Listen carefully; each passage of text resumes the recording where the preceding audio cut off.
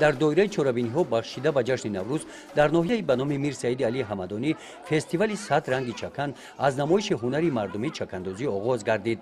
هنرمندان محلی چکندوزان ماهر این هنری دستی از دهات‌های ناحیه با محصول دستانشان چکن‌های 3 نسل را اینجا به نمایش گذاشتند.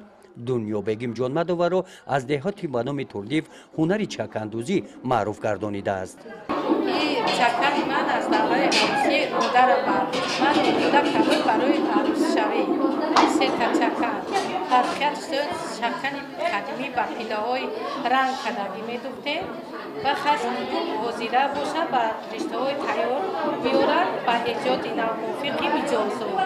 موفقی درخواستی آدم‌ها زمانوی یعنی ما هم قلم می‌کشیم هم می‌دوزیم برای که حرکت شکلون اونایی که برشته یک طوره که بدوزی با سوزن میده صفتی همون چکن و زیر میاد خوش رو میاد خریدار همون بیله مقصد حوضش کنن که همین چکن با صفت هست. ما از پیشوای معظم ملل می‌دونیم که چکن در جهان معرفی شد و اونها از سر اینم یعنی احیای هنرهای مردمی باز رشد می‌کنه.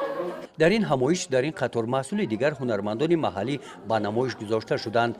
اینجا 100 رنگ چکن با همه زیباییش پیشنهاد گردانیده شده بود که به دوزندگان آنها بیننده احسن می‌خواندند. کورته چکن، تاقی چکن این همه محصول مهنتی دستی هنرمندان این ناحیه میباشند. با برنمودن چکن با آرایشات گردنبند و گوشوار و دستبانه و دیگر آرایشات ها زنان و دختران تاجیک را به زیباییشان باز هم حسن و تراوت زیباتر می باشد.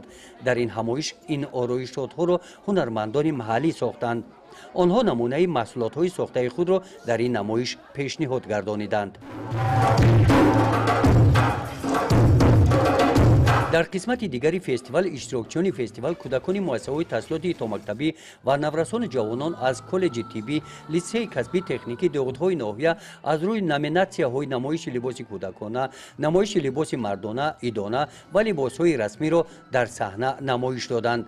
رفتی آزمون را کمیسیای صلاحیتناک از حساب کارمندان ریاست فرهنگ منطقه کلاب تماشا کرده به هنر و مهارت هر یک اشتراکچی بها گذاشتند.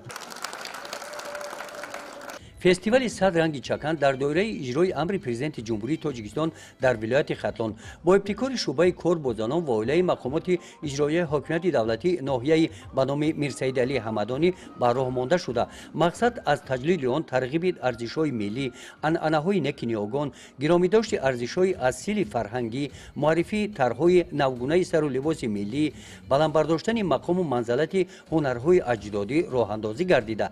در جنبست چارابینی از جان حکمان به هنر و مهارت هنرمندان بهای سزاوار داده قید نمودند که این همه کامیابی ها در دوران استقلالیت دولتی آیین و جشن های ملی و ارزش های فرهنگی که در دوام عصرها یگانگی معنوی مردم را حفظ میکردند از قبیل نوروز، میرگان، صدر، ششمقام، فلک، اطلس و اطرس، چکن و مانند اینها احیا گردیدند. در همین محیط فرهنگی از نام مقامات اجرایی حاکمیت دولتی ناحیه به بهترین اشتراکچیان فستیوال سپاسنامه و مکافات‌های مالی تقدیم کرده شدند. گزارش خواجه نظریف خدای نظر زهروف از ناحیه به نام میر سعید علی حمدانی برای برنامه اطلاعاتی نوید.